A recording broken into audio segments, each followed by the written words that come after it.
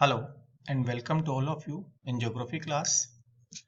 हम लोग चर्चा कर रहे थे पर्वत निर्माण सिद्धांत माउंटेन बिल्डिंग थ्योरीज पर, जिसके अंतर्गत हमने सबसे पहले कोबर के पर्वत निर्माण सिद्धांत के बारे में बात की, जिसके अंतर्गत कोबर ने यह बताया था कि पर्वतों का जो निर्माण है वो भूसन्नति से हुआ है और उन्होंने पर्वत निर्माण की तीन अवस्थाएं बतलाई थी: भूसन्नति अवस्था, पर्वत निर्माण की अवस्था और पर्वत विकास की अवस्था। लिथोजेनेसिस, ओरोजेनेसिस एंड ग्लिप्टोजेनेसिस, ये उन्होंने तीन अवस्थाएं बतलाई थी। उसके बाद में जो दूसरे विद्वान हैं जेफरीज, इन्होंने थर्मल कॉन्ट्रैक्शन थ्योरी अर्थात तापीय संकुचन सिद्धांत दिया है पर्वतों की उत्पत्ति से संबंधित। इनका जो ये सिद्धांत है, ये सिद्धांत तापीय संकुचन की प्रक्रिया पर आधारित है, अर्थात पृथ्वी के ठंडे होने के समय पर जो घटनाएं घटित हुई हैं उसके आधार पर इन्होंने पर्वतों के निर्माण के बारे में बात कही है। इनका यह कहना था कि जो हमारी पृथ्वी है वो जैसे जैसे ठंडी होती गई उसका आकार छोटा होता गया, वह सिकुड़ती गई। यानी कि जब पृथ्वी का निर्माण हुआ तो उस समय पर यह गर्म थी और जैसे जैसे ये धीरे धीरे ठंडी होने लगी तो उसका आयतन जो है वो कम होने लगा, जिसके कारण से उसका आकार छोटा हुआ और वो सिकुड़ती हुई चली गई। और इसी प्रक्रिया से विभिन्न प्रकार के पर्वतों का निर्माण हुआ है, अर्थात पृथ्वी के गर्म होने से ठंडे होने के दौरान जो सिकुड़ने पड़े, यहाँ पर जो मोड़ पड़े, उसी के आधार पर पर्वतों का निर्माण हुआ है। इन्होंने एक उदाहरण ये दिया कि जैसे अगर हम बात करें सेब अर्थात एप्पल, तो एप्पल के सूखने पर भी, यदि हम अपने घर पर भी प्रैक्टिकल देख सकते हैं कि यदि एप्पल रखा हुआ है और वो जब सूख भी जाता है तो भी उसका छिलका उससे अलग नहीं होता, बल्कि में उसमें वहां पर सिकुड़ने पड़ जाती है और वो भीतर के भाग से ही चिपका रहता है।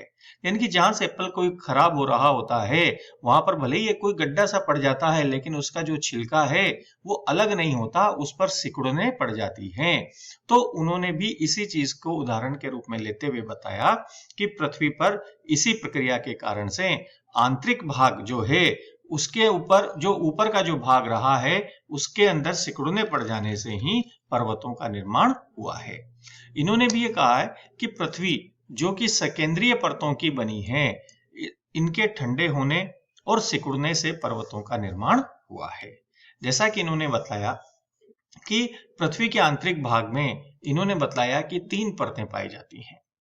सबसे ऊपर की परत जो तीव्र गति से ठंडी होकर के सिकुड़ रही है, जैसे ये हम यहाँ पर देख सकते हैं, ये हमारी पृथ्वी जैसे जैसे ठंडी होने लगी, ये तीन परतें इसके अंतर्गत बनी। तो ये जो ऊपर की परत है, ये ऊपर की परत तीव्र गति से ठंडी होकर के सिकुड़ रही है, अर्थात ये संकुचित परत है। और जो परत आंतरिक भाग से सटी हुई है वो तनाव युक्त परत है। और इन दोनों के बीच में ये जो भाग है जो कि तनाव और संकुचन के प्रभाव को ये सम कर रहे हैं, इक्वल मेंटेन करने का प्रयास कर रही हैं, ये परत है तनाव मुक्त परत। तो जब पृथ्वी की जो ऊपरी परत है ये विकिरण के द्वारा, पार्थिव विकिरण के द्वारा तीव्र गति से ये ठंडे होने की सीमा तक पहुंच गई और ठंडी होने की सीमा तक इसके ऊपरी भाग तो ठंडा हो गया, लेकिन ये आंतरिक भाग जो था वो ठंडे होने के क्रम में था, जिसके कारण से ये जो ऊपर की परत है अपने आप को इस परत के साथ व्यवस्थित करने के लिए इस प्रकार से ये मोड़ों के अंतर्गत परिवर्तित हो गई। अब इसके विपरीत जो कि तनाव युक्त परत है वो यद्यपि संकुचन के प्रभाव में तो है, लेकिन आंतरिक परत से ये सामंजस्य बनाए रखने के लिए ये वाली परत पतली होकर के फैलती रहती है। अब ये जब परत पतली होकर के फैलती रहती है तो धीरे धीरे एक सीमा के बाद में ये परत टूट जाती है और टूट जाने के कारण से पृथ्वी के आंतरिक भाग से लावा या ऊर्जा जो है वो बाहर निकलती है और ये जो ऊपर की परत पर जो मोड़ पड़ गए थे, इन मोड़ों के ऊपर वो धक्का लगाती हुई उन्हें ऊपर उठा करके वो पर्वतों के रूप में परिवर्तित कर देती है।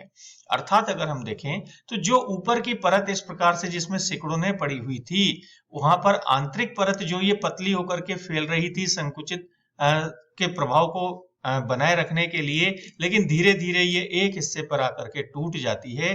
जैसे अगर हम मान लें ये यहाँ से आकर के ये टूट गई, टूटने से आंतरिक भाग की जो ऊर्जा है वो बाहर लावा के रूप में निकल करके इधर आई और इन्होंने इस पर्वत को यहाँ से उठा करके ऊपर और उठा दिया। तो इस प्रकार से इन्होंने पर्वतों का निर्माण बताया है। तो जेफरीज ने तापीय संकुचन सिद्धांत के आधार पर पर्वतों के निर्माण के बारे में बात की है। लेकिन यदि हम देखते हैं तो इनके सिद्धांत की भी काफी अधिक आलोचना हुई है। कि पहली आलोचना तो इन्होंने इनकी यही की जाती है कि ये जो संकुचन बल है ये पर्वत निर्माण के लिए पर्याप्त नहीं है। इनका जो सिद्धांत है वो रॉकी और एंडीज की उत्पत्ति तो स्पष्ट कर देता है, लेकिन आल्प्स और हिमालय की उत्पत्ति को ये स्पष्ट करने में असमर्थ है। इनके अनुसार तो धरातल पर सभी जगह पर पर्वत होने चाहिए, लेकिन हम ऐसा देखते हैं कि धरातल पर पर्वतों का एक निश्चित क्रम या निश्चित श्रृंखलाएं पाई जाती हैं। इन सिद्धांत के अनुसार पर्वतों पे तो कोई निश्चित प्रणाली नहीं होती, लेकिन भूतल पर हम देखते हैं कि निश्चित प्रणाली के रूप में पाए जाते हैं। जैसे कि हिमालय एक अपने आप में पूरी श्रृंखला है, चाहे रॉकी पर्वत श्रृंखला हो, चाहे एंडीज हो, चाहे यूराल हो या अरावली हो, जिस किसी भी प्रकार की हम बात करें वो सब एक निश्चित प्रणाली के रूप में फैले हुए हैं। वहीं धरातल के नीचे रेडियो एक्टिव पदार्थों की उपस्थिति पाई जाती है, जिसके कारण से पृथ्वी के ताप में कमी भी संभव नहीं होती है। ये इनके सिद्धांत की आलोचनाएं की जाती हैं। हमें यह ध्यान रखना है कि जेफरीज ने जो पर्वत निर्माण सिद्धांत, यहां पर मैं एक बार पुनः स्पष्ट कर देना चाहूंगा कि पर्वत निर्माण का अर्थ यहाँ पर केवल वलित पर्वतों की उत्पत्ति से लेकर के ही है। चाहे हमने कोबर का सिद्धांत पढ़ा है, चाहे हम जेफरीज की बात कर रहे हैं या आने वाले और भी सिद्धांत के अंदर हम बात करेंगे, तो पर्वत का अर्थ यहाँ पर वलित पर्वतों से ही है। क्योंकि पर्वत कई प्रकार के होते हैं, लेकिन ये जो सिद्धांत हैं ये वलित पर्वतों की उत्पत्ति से ही संबंधित हैं। इसके बाद में अगला जो सिद्धांत आता है वो आता है संवहन तरंग सिद्धांत, जो कि होम्स के द्वारा दिया गया है, कन्वेक्शन करंट थ्योरी। इन्होंने अपना ये जो सिद्धांत है ये 1928-29 में दिया। इन्होंने पृथ्वी की आंतरिक संरचना को दो परतों के अंदर विभक्त किया। एक तो है ऊपरी मंडल, निचला मंडल, जिसे कि इन्होंने क्रस्ट और अधः स्तर के नाम से संबोधित किया। क्रस्ट का अर्थ सियाल से है और अधः स्तर का अर्थ सीमा से है। इनका यह मानना था कि भूगर्भ के अंदर रेडियो एक्टिव पदार्थ जो हैं वो उनकी उपस्थिति है। जैसे हम यहाँ पर देखें, ये जो आंतरिक भाग है यहाँ पर रेडियो एक्टिव पदार्थों की उपस्थिति होने के कारण से ताप अधिक होता है, और ताप अधिक होने के कारण से यहाँ पर संवहनिक धाराओं की उत्पत्ति होती है। ये इस प्रकार से ताप के कारण से संवहनिक धाराएं चल रही हैं।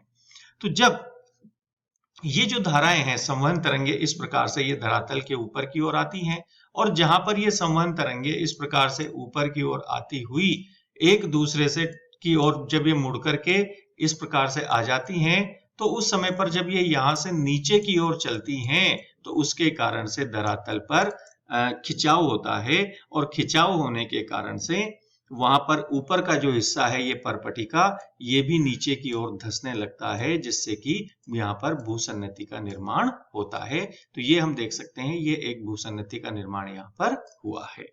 या जो ये क्षैतिज दिशा में चल करके एक दूसरे से दूर जाती हैं, तो वहां पर भी तनाव के कारण धरातलीय भाग टूटता है, तो वहां पर भी भूसन्नति का निर्माण होता है।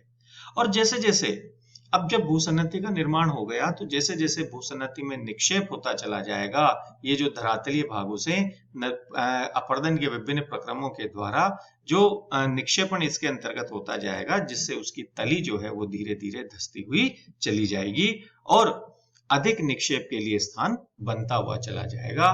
तो ये पर्वत निर्माण की पहली अवस्था है।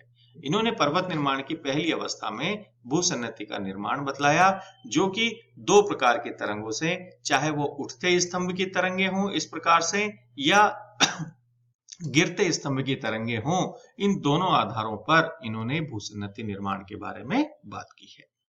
अब इन्होंने ये कहा कि जैसे जैसे अंदर का जो ये भाग है वो अत्यधिक गर्म और तरल पदार्थ जो है, जिसे कि हम मैग्मा के रूप में जानते हैं, ये धरातल की ओर जो ऊपर उठ रही है, ये जो संवहन तरंगे, ये संवहन तरंगों के साथ साथ जैसे ये ऊपर की ओर उठती हुई चली जाती है, ऊपर की ओर उठता हुआ चला जाता है।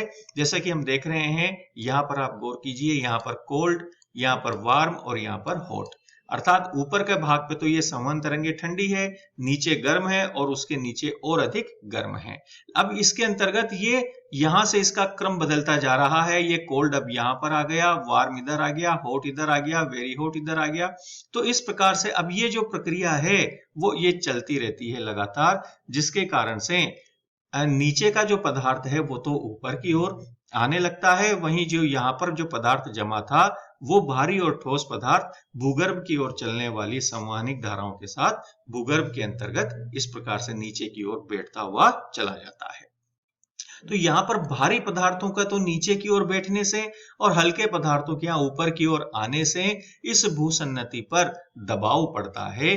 दबाव पड़ने के कारण से भूसन्नति का जो मलबा है ये इस प्रकार से ऊपर उठ करके ये मोड़ों के रूप में परिवर्तित हो जाता है, अर्थात पर्वतों का निर्माण होने लगता है। ये दूसरी अवस्था के रूप में इन्होंने बात कही है।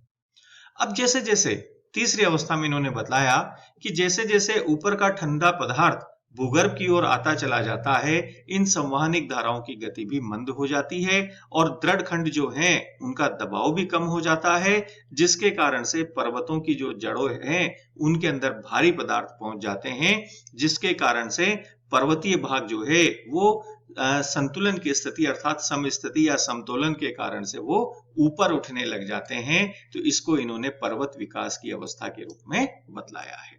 तो होम्स ने पर्वत निर्माण की जो प्रक्रिया बतलाई वो 3 स्टेज के अंदर बतलाई। प्रथम स्टेज के अंदर फर्स्ट स्टेज में इन्होंने भूसन्नति के निर्माण की प्रक्रिया बतलाई। सेकंड स्टेज के अंदर इन्होंने भूसन्नति से पर्वतों के निर्माण के बारे में बात कही और थर्ड स्टेज में इन्होंने पर्वतों के विकास के बारे में बात कही है, जिसके पीछे पृथ्वी के आंतरिक भाग से ये चलने वाली जो ये संवहन तरंगे हैं, इन संवहन तरंगों के कारण से ही इन्होंने पर्वतों का निर्माण बतलाया है। यहाँ पर हम इन तीनों डायग्राम से ये आसानी से स्पष्ट तौर पर समझ सकते हैं कि किस प्रकार से हम यहाँ पर देखें एक बार पुनः कि ये कोल्ड, वार्म, हॉट और वेरी हॉट, इनका जो क्रम है वो इस प्रकार से आगे की ओर बढ़ता हुआ चला जा रहा है। कोल्ड यहाँ पर आ गया, वार्म इधर चला गया, फिर इसी प्रकार अगली स्टेज के अंदर कोल्ड इधर, वार्म इधर, हॉट इधर और वेरी हॉट इधर आकर के चला गया। तो ये धीरे धीरे ये जो प्रक्रिया चल रही है लगातार चलती रहती है, जिसके कारण से पर्वतों का विकास होता रहता है। ये बात होम्स ने अपने सिद्धांत के अंतर्गत समझाई है। तो इस प्रकार से पर्वत निर्माण सिद्धांतों में हमने 3 सिद्धांतों के बारे में चर्चा की है। पहला है कोबर का पर्वत निर्माण सिद्धांत, दूसरा है जेफ्रीज का तापीय संकुचन सिद्धांत, फिर उसके बाद में हमने बात की है होम्स के संवहन तरंग सिद्धांत पर। तो ये बात हम लोगों ने यहाँ पर जानी है कि धरातल पर वलित पर्वतों का निर्माण किस प्रकार से हुआ है। इनमें कोबर के सिद्धांत को अधिक मान्यता प्राप्त है और उनका जो ये कहना था कि भूसन्नति से ही पर्वतों का निर्माण हुआ है, ये बिल्कुल स्पष्ट आज प्रमाणित हो भी चुका है। अगर थोड़ा सा कहीं पर कोई समस्या आती है तो वो निर्माण की प्रक्रिया को लेकर के बात कही जा सकती है, जिस पर प्लेट टेक्टोनिक थ्योरी ने, प्लेट विवर्तनी के सिद्धांत ने विस्तार से प्रकाश डाला है, जिसके बारे में हम पहले भी जानकारी प्राप्त कर चुके हैं। तो इस प्रकार से इस अध्याय के अंतर्गत हम लोगों ने पर्वत निर्माण के विभिन्न सिद्धांतों पर चर्चा की है। आगे के और सिद्धांतों पर हम चर्चा करेंगे, आगे अन्य विषय पर हम चर्चा करेंगे। आप इसी प्रकार हमारे साथ बने रहिएगा। Thank you very much.